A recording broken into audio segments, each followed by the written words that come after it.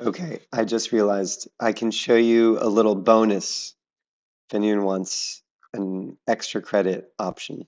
It's totally optional. But there's a command that I can share that will help us. What it will help us do is we'll have our named views. We like these views that we picked. But basically, what if we could do a thick line weight, silhouette line weight around this, the same way we had it in our Make 2D?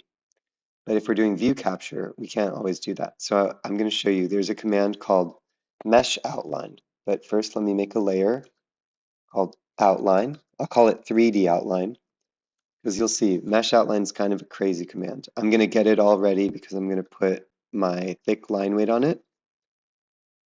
And maybe I'll make it magenta, my favorite for making things very visible. So I'm in my view. First things first, get in your view. Because mesh outline, like Mate2D, is very view specific. Select your objects and type in mesh outline. So you can't see it really, oops, but it's just made a silhouette around this whole shape. And the silhouette is literally, here, look, I'm going to break my view. I'm going to keep it selected. See that? It's like a existing line in 3D that, like, if I were to move it, I've messed up the alignment. But so it's kind of a funny command. It like uses the camera angle to make these lines. If I go back to P3, it's messed up because I moved it. So let me Control Z, and there we go, it's back. And right now it's showing up as that magenta line, but there is a way to make the print layer color show up in our Rhino display. So I'm going to go ahead and make the print color, which is this column. There's a layer color, which is how it shows up in the Rhino viewport, and then there's the print color, which is how it prints. And then there's a way that we can preview our print colors.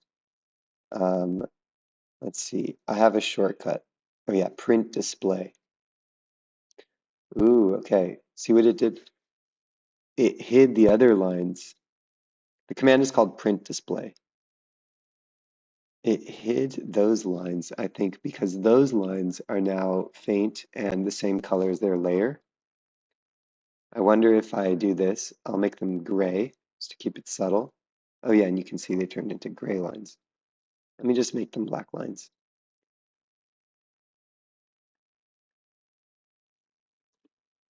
Print display. Okay, we've got something interesting.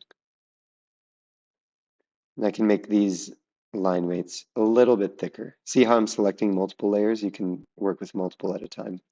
Okay, so the yellow one wasn't going through, now it is. Cool. Now I have a silhouette and line weights and color and shading all in one view. If you want to exaggerate it even more, let's see how that looks. Too much. Kind of crazy. This is more of a diagrammatic way to show things. I don't think you need a line weight if you're showing materials or you're trying to make a rendering with lighting, but this is just to make a diagrammatic drawing with shading. So once you have, stay in your print preview mode, which is, again, print display. So if I do the command again, it'll turn it on and off. Oh yeah, state on. You can toggle it off. So that's how Rhino is normally looking. Let me put it back on. Print display on. And we like it. We're in P3 and we can do view capture. Oops, escape, view capture. Is this how we had it? Yeah.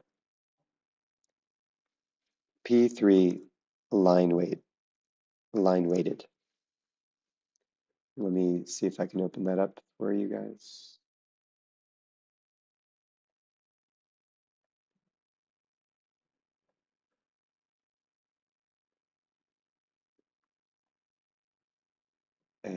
Tutorials.